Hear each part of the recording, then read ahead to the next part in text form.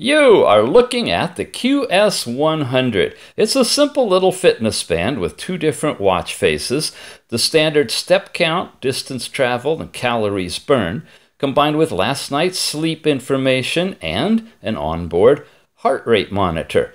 It's a lightweight, simple little band, about 20 bucks or so, does the basics of what you need without a whole lot of extra bells and whistles.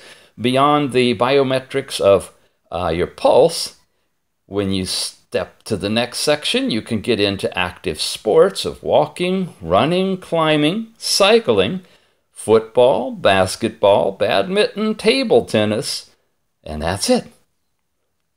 Then you got your messages if you have any push messages from your phone, and under More, you can read about it, reset it, or turn it off.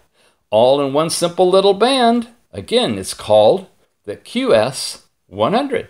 Check it out.